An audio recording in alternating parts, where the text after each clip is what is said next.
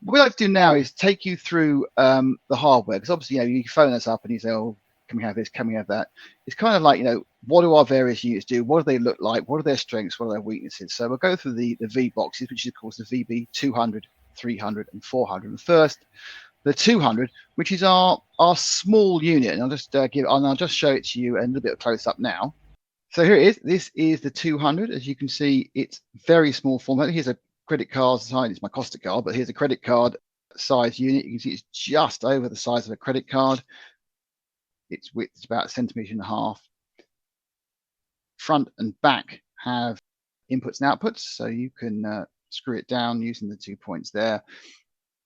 So you've got USB 3, USB 2, HDMI out, and obviously local area network in. So obviously you can daisy chain off those. So it's a very powerful unit, and we'll tell you a bit more about it right now.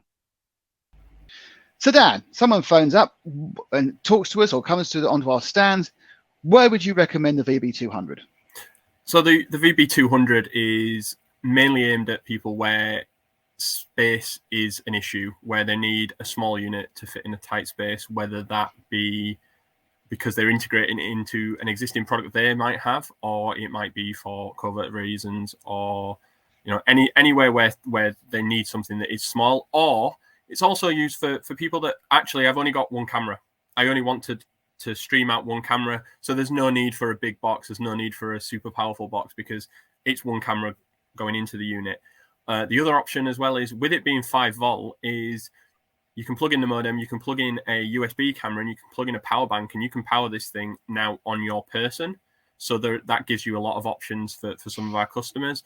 Or you might want to put it in a bike, a motorbike or a scooter or something like that, and that gives you the options there with it being such a small and low-powered unit. As it says there, it comes with storage is on a micro SD card, and it's 512 as standard, but obviously, that can be upgraded to a terabyte if needs be. Yeah, I think it's a couple of points. The 5 volt power is actually very, very useful, you say, because it becomes a fully portable unit there, because obviously powering is an issue. But also, what we found with a couple of customers, actually the external modem has proved very useful as well, because the box can live in a covertly hidden place, or perhaps even an open place, but then you can run a wire to the aerial, and therefore, despite the box being perhaps in a place which is not ideal for reception, by the time you run one small wire up to the aerial, that external modem can get a really good signal. So that's been done a lot of times. And as you mentioned, a lot of this is for cars and vans and that sort of thing. The thing to remember is, despite the fact it is incredibly small and incredibly powerful, it's not incredibly expensive. So it is still cost effective. As Dan says, you've got a one camera in, one camera out. Thing to remember, I think, really, and I think it's quite important, is that this unit is IP USB. It's designed to be small. It's not. There isn't an analog option. There isn't an HDMI in option. It is. Is that right, Dan? That's correct. Yeah. So just that's a key point, really, because I think people normally, when they're using these small units, yes, it's all IP or it's USB, but sometimes people get a little bit confused, because if you can see there is an HDMI port on there, that's HDMI out. So it's just to avoid a bit of confusion we've had in the past with people who've used it. So it comes in all in unit, and the flexibility is absolutely key for this thing. It's size, its location. It can go anywhere, and it's also incredibly powerful. You've got a 2 in 1 out full HD, 2 in 2 out 720p. So there's very few, I would say, covert operations that would need more than this. So it's certainly gone down well with several people we can't mention. So next in the list is the 300. Now the 300 unit is really a family of units, much like the VB30s were, a selection of them. So I've got one of the you've got one of the 300s in the picture there. I've got one of the other 300 versions, which I can just show you now. This is the 300 and in all its glory, and there's my Costa card again. A lot more ins and outs, obviously, which the form factor allows it. COM port. You come around here, you've got the really useful 2 Ethernets. A brace of USB 3s and USB 2s, but also in a very reasonably compact unit. I think to remember is, if you do have the analog or HDMI in, it kind of doubles the depth, but it still has that same footprint, and that's a 300. Let's hear a bit more about it now. So Dan, this is quite a different beast than the 200, isn't it? Whilst it's sort of an overlap in their capabilities, it's the different. This is the workhorse unit, isn't it?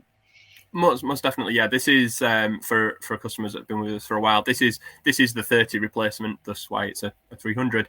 and it is, it's aimed at the same job that the 30 did. So you've got your standard 4 in and your 2 outs or your 3 outs if you're doing 720, and it's aimed more around vehicles. As you can see there, it's got the mounting brackets on there as standard. Of course, it's again fanless design as they all are. All our units are, and it really is just there to do all the jobs that you need it to do. So you purchase this and you can use it in any different jobs that your customer needs, really. So it's aimed at more cameras, and obviously it's got more storage as standard, but again, that can be upgraded. You can go up to 2 or even 4 terabytes if that's what you wanted. You'll see there that the unit's got 2 Ethernet rather than 1.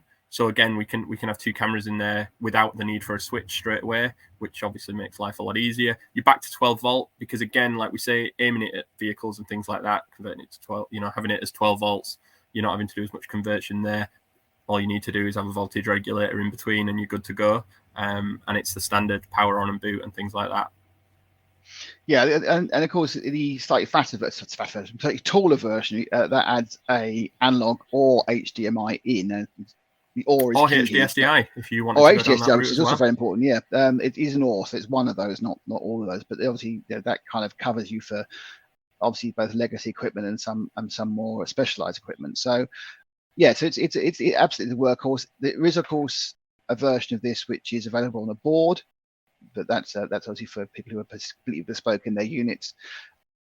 Obviously, a lot of you guys will take one of these 300s and then repackage it into your own particular device, be it internal or external, because that's really where the power of the unit comes. Hundreds of these, and they're hundreds of their predecessors, the 30 out in the field, and many of these going out, with total reliability and flexibility. That's the real idea: is you can plug most stuff into it, and this does have an internal modem. Am I right, Dan? You are, yeah. So that differs from the 30 and the 30 mu previously. They both had external modems. It was the mu IP that had an internal, but both the new 300 and the 300U both have an internal modem. So obviously you can now, you can put on any aerial extension and of course then any antenna at the end of that on there. So if this is as similar to the 200, if it's in somewhere at the bottom of a column or somewhere like that, somewhere that doesn't have great signal, you can just run an antenna up somewhere high and connect it and get a great signal out of it. Moving on now, and I haven't actually got one of these, so I can't physically show it to you, but if you imagine something the size, a big brick basically, a very big powerful brick. This is the 400, and the 400 is an interesting unit because effectively we say, what do you want? And then it does it. It is effectively a chassis machine which we will then work with you to produce what you need. So it can go from 12 in and 8 out, full HD, but it could be you want something a bit smaller, 213, 142, and we'll spec them to that requirement, and that gives you the flexibility, doesn't it, Dan? It does, yeah. These things can be ridiculously powerful for the size of the unit, which means that you can put an enormous amount of cameras in.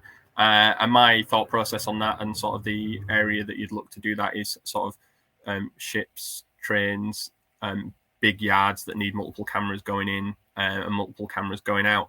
The joy of these as well is we can even do one that's a taller unit because underneath that we can put a bank of storage. So even though you put in lots of cameras in, we can still make sure that we're recording all those locally with a decent time frame of storage on there. We can put PoE Ethernet ports in there, so you don't even have to worry about powering your cameras. For instance, if you want to put 4 PoE cameras in there, you can put those in and then you're only powering one box rather than a large thing, a large amount of power having to come out for that.